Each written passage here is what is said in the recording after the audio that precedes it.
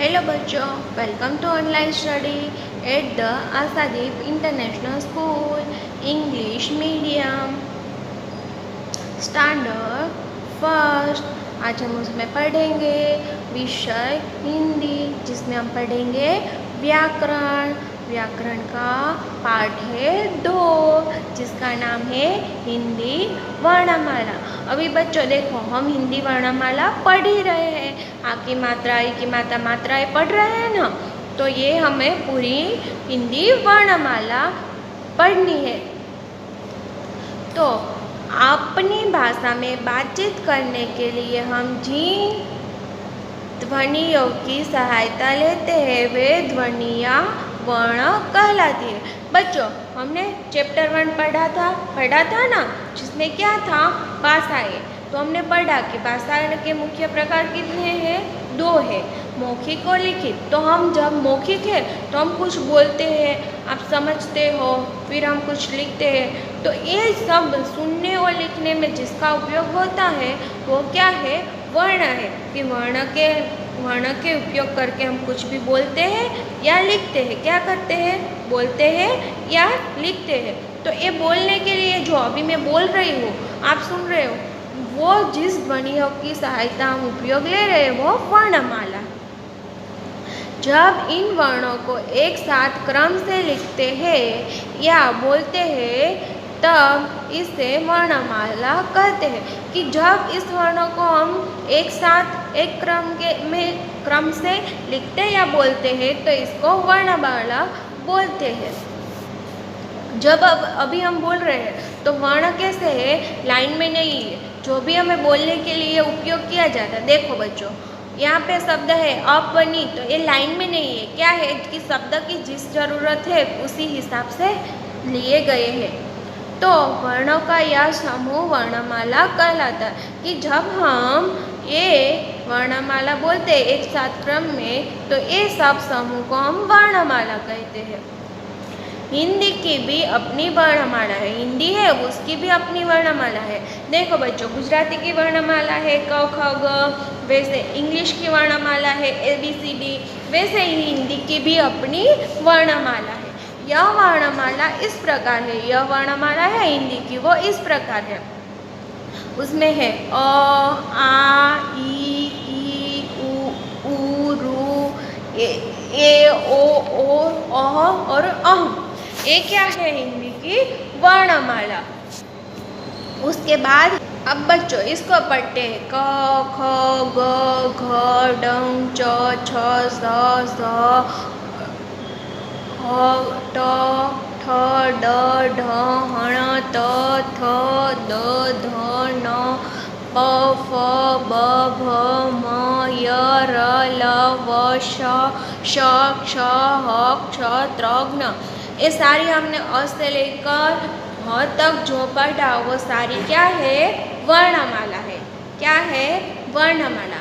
इन वर्णों को गिनोगे तब पता चलेगा कि हिंदी में कुछ 44 यानी 44 वर्ण है। क्या है कि इन वर्णों को गिनोगे तब हमें पता चलेगा कि कितने हिंदी के वर्ण है। तो आप गिनना, क से लेकर ह तक कितने वर्ण होते हैं अपनी बुक में। कुछ वर्णों का उच्चारण करते समय मुंह में कोई भी रुकावट नहीं होती। जब हम कुछ वर्णों पढ़ते हैं तो उसमें उच्चारण करते हैं यानी बोलते हैं तो मुंह में कोई रुकावट नहीं होती। इसे स्वर कहते हैं। क्या कहते हैं, इसे स्वर कहते हैं। ये है, देखो, अ, आ, ई, उ, रू, ए, ओ, अ और अम। ये सारे बोलते वक्त हमारे मुंह में कोई रुकावट नहीं होती, तो इसको हम क्या बोलेंगे, स्वर कहेंगे। कुछ वर्णों का उच्चारण करते समय मुंह में कुछ रुकावट का अनुभव होता है। इस वर्णों का उच्चारण करते समय स्वर वर्ण अ की सहायता लेनी पड़ती है। ये व्यंजन कहलाते हैं।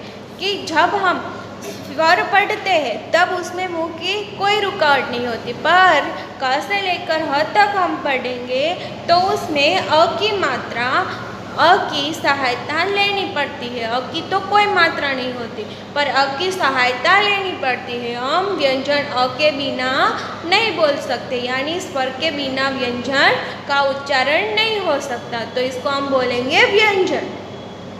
ये है हमारे व्यंजन। देखो बच्चों, ये है हमारे व्यंजन। कौन से है?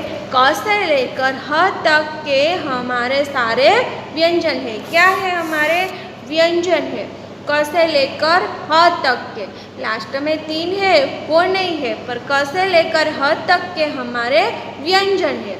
इनको हम बोलते हैं, तब इसका साथ हम स्वर का उपयोग करते हैं। जैसे क बोलेंगे तो पीछे क्या? अ की आवाज़ आएंगी। कुछ अन्य वर्ण, इन शब्दों पर ध्यान दो। ये चित्र देखो बच्चों, क्या है? षडक, तो देखा आपने, ड है कुछ अलग लिखा हुआ है। फिर ये है चित्र देखो, ये है ओढ़नी का, उसमें भी ढ है वो अलग लिखा हुआ है। तो इन शब्दों में तुमने 2 नए वर्ण देखे हैं। आपने अभी मैं शब्द पढ़े उसमें हमने 2 नए वर्ण देखे। ये है ड और ढ, ये दोनों हमने देखे सड़क और ओढ़नी में। ये दोनों वर्ण क्रमशः ड और ढ से बनते हैं। ये है वो किससे बनते हैं? तो कि ड और ढ से बनते हैं, लेकिन उसका उच्चारण ड और ढ से अलग होता है। कि ये हमें लिखते और पढ़ते समय है उसका उच्चारण है वो अलग होता है। सड़क, ड आएगा पर उसके ऊपर देखो सड़क, ओढ़नी, तो उसका क्या है? उच्चारण अलग होता है ड और ढ से। अब इन शब्दों को देखो, अब इन शब्दों को देखो। ये चित्र देखा आपने, किसका है? पक्षी का। अब ये दूसरा चित्र देखो, ये किसका है? पत्र का। इन शब्दों में कुछ नए वर्ण दिखाई दे रहे हैं। इन शब्दों में कुछ नए वर्ण दिखाई दे रहे हैं। कौन से थे? क्ष और त। ए है क्ष, त्र, क्ष और क्ष, ये 2 वर्णों के मेल से बनते। ये शब्द है वो 2 वर्णों के मेल से बनते हैं। देखो, क प्लस श इक्वल टू क्ष। क्या है? क प्लस क्ष इक्वल टू क्ष। क्या है? क्ष। हमने पढ़ा था इसको, जैसे यहाँ पे क के नीचे लाइन दी गई है उसको हम बोलेंगे हलंग। हलंग का समार्थ संकेत क्या बोलेंगे? हलंग का संकेत। तो ये क्या है कि ऐसी नीचे संकेत दिया गया हो तो ये जो भी इसके बाद का शब्द है उसके साथ जुड़ जाता है। क्या होता है? उसके साथ जुड़ जाता है। उसके बाद है त और र, उसको हम बोलेंगे त्र। क्या बोलेंगे? त्र। उसके बाद है श प्लस र, उसको क्ष, और झ प्लस ग क्ष। ये व्यंजन भी, ये वर्ण भी व्यंजन की तरह बोले और पढ़े जाते हैं, इसलिए इसको संयुक्त व्यंजन कहते हैं। ये व्यंजन है वो भी संयुक्त व्यंजन की तरह ही बोले जाते हैं, पर इसमें क्या है कि 2 व्यंजनों को मिलाकर लिखे जाते हैं। इसके लिए हम इसको बोलेंगे संयुक्त व्यंजन। क्या बोलेंगे इसको हम? संयुक्त व्यंजन। थैंक यू बच्चों।